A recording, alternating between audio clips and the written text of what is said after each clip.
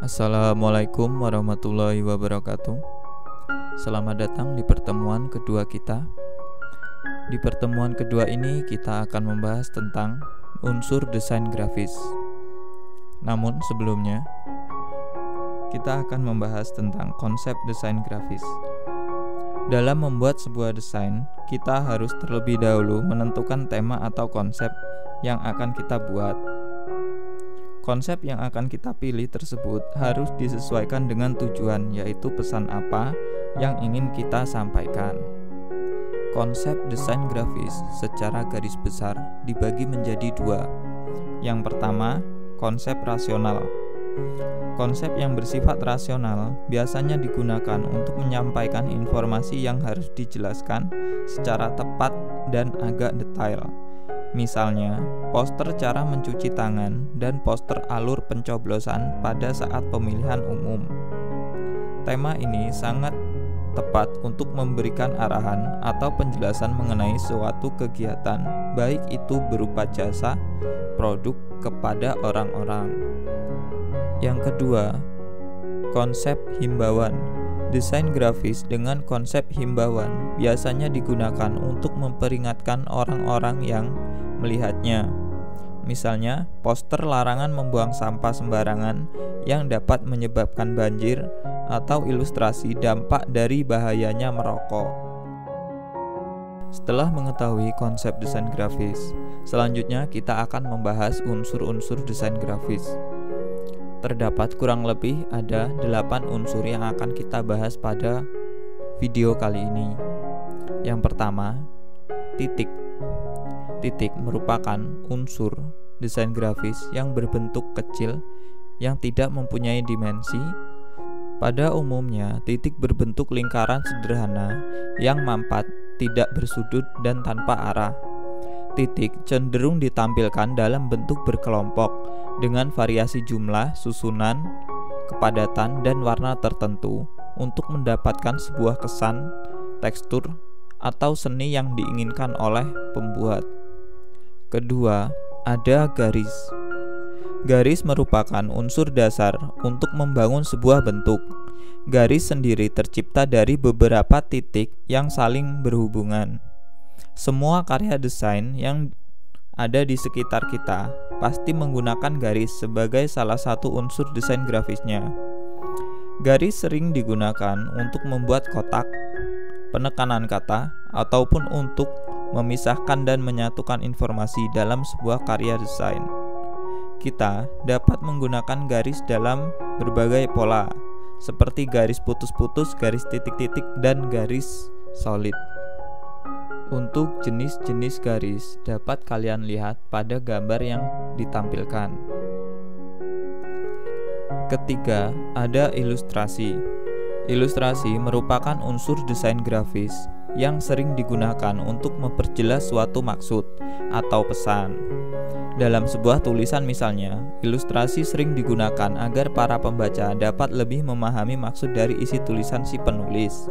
Selain sebagai penjelas sebuah pesan, ilustrasi juga dapat kita gunakan untuk menarik perhatian, menambah rasa ingin tahu para pembaca pada sebuah tulisan, hingga memberikan gambaran sebuah pesan.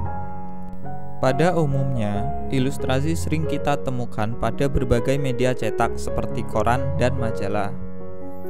Pada media cetak ini, ilustrasi sangat berperan penting untuk menarik perhatian para pembaca.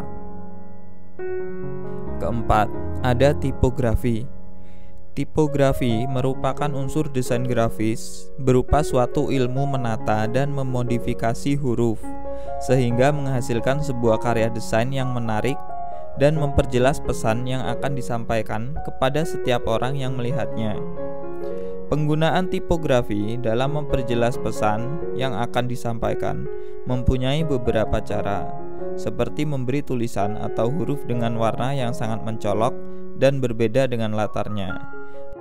Selain warna, jenis huruf dan ukuran huruf juga dapat kita gunakan untuk menarik perhatian orang-orang yang melihat desain kita. Dengan demikian, mereka dapat langsung fokus kepada pesan yang ingin kita sampaikan. Kelima, warna. Warna sendiri merupakan salah satu unsur desain grafis yang paling kuat.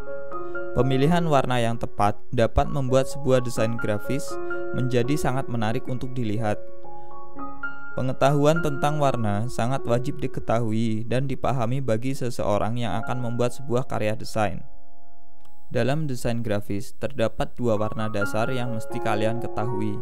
Yang pertama ada warna dengan format CMYK, dan yang kedua ada warna dengan format RGB.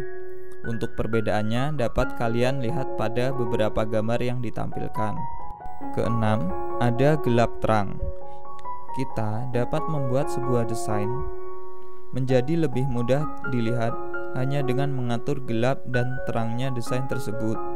Selain dapat membuat sebuah desain menjadi mudah dilihat, unsur desain yang satu ini juga dapat membuat sebuah benda menjadi terlihat lebih hidup. Pengaturan gelap terang sebuah desain yang tepat membuat desain tersebut lebih mudah dan nyaman untuk dilihat. Ketujuh, yaitu tekstur. Tekstur merupakan bentuk dari sebuah permukaan benda. Tekstur dapat dirasakan kasar, halus, hingga licin. Menggunakan tekstur pada sebuah desain dapat memunculkan karakter dari desain yang kita buat. Penggunaan unsur tekstur ini harus sangat diperhitungkan karena mempunyai karakter tertentu. Misalnya, tekstur batu mempunyai karakter kuat, tekstur air mempunyai kesan tenang, dan tekstur awan dapat menggambarkan ketenangan. Unsur desain grafis yang kedelapan adalah ruang. Ruang merupakan jarak antara suatu unsur dengan unsur lainnya. Dalam sebuah desain, di antara unsur-unsur yang digunakan, tentu saja ada satu unsur yang akan kita tonjolkan. Untuk menonjolkan salah satu unsur tersebut, digunakanlah ruang untuk mengatur jarak antar objek. Dengan demikian, unsur yang hendak ditonjolkan dalam suatu karya desain dapat terlihat jelas tanpa terhalangi oleh unsur lainnya. Pembuatan ruang bisa menggunakan garis warna, jarak, antar teks, ataupun lainnya. Sekian untuk pertemuan kedua ini tentang pembahasan unsur-unsur desain grafis. Sampai bertemu di pertemuan selanjutnya. Saya akhiri. Wassalamualaikum warahmatullahi wabarakatuh.